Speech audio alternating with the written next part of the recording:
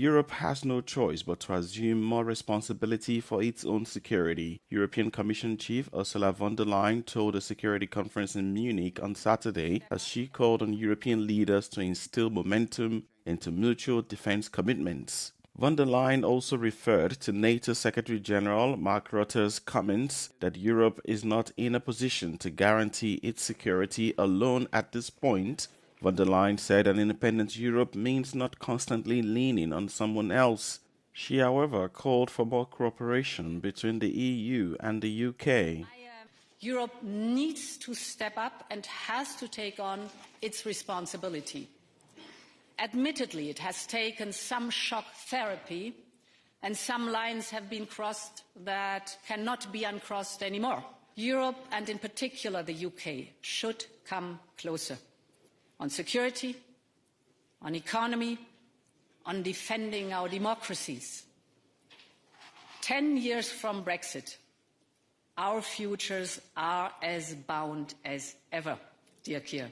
Von der Leyen's speech came after U.S. Secretary of State Marco Rubio sought to reassure a nervous Europe that Washington wanted to revitalize the transatlantic alliance so that a strong Europe could help the U.S. on its mission of global renewal.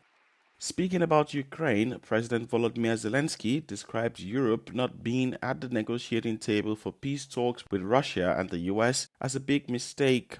Zelensky called on the EU to do more to clamp down on Russia's shadow fleet, as he expressed hope that another round of talks next week will be serious and helpful. Russian forces launched a massive aerial wave against Ukraine overnight, deploying over 100 kamikaze drones and ballistic missiles. Ukraine's Air Force intercepted 91 drones, but at least 18 struck targets across 11 different locations. As a result, in Odessa, 1 woman in a residential fire was killed. In Zaporizhzhia, 1 was killed, 3 were wounded. In Sumy, a 44-year-old woman was killed and 3 people were injured.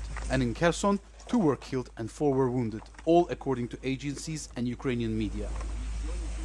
Also in Kiev Oblast, a man and a woman were hospitalized with injuries, and in Kharkiv Oblast, a Russian drone strike on the village of Fesky injured a 22-year-old man, regional governors reported. The escalation comes as the Munich Security Conference opens, where German Chancellor Friedrich Merz and US Secretary of State Marco Rubio are discussing military aid to Ukraine.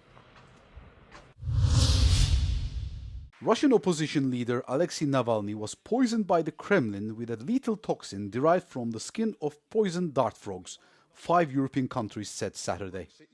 The foreign ministries of the UK, France, Germany, Sweden and the Netherlands said analysis of samples from Navalny, who died 2 years ago, have conclusively confirmed the presence of epibetidine.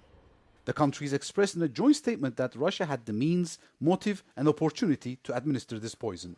They reported Russia to the Organization for the Prohibition of Chemical Weapons for a breach of the Chemical Weapons Convention. Supporters of Iran's exiled Crown Prince Reza Pahlavi rallied on the sidelines of the Munich Security Conference, where world leaders are gathered to discuss global security and explore cooperation. As many as 200,000 people joined a major protest in the southern German city to oppose the theocratic Iranian regime amid ongoing anti-government protests. Protesters carried placards, waved flags, and banged on drums, chanting for regime change as they participated in what Pahlavi called a global day of action. Pahlavi, son of Iran's last Shah, addressed the conference on Saturday, where he praised Washington for its stance and called for further action to end the regime's brutality.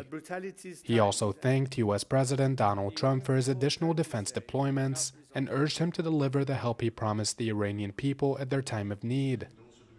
Speaking on Friday, Trump confirmed that he had deployed an additional aircraft carrier group to the region as his administration weighs military action in Iran.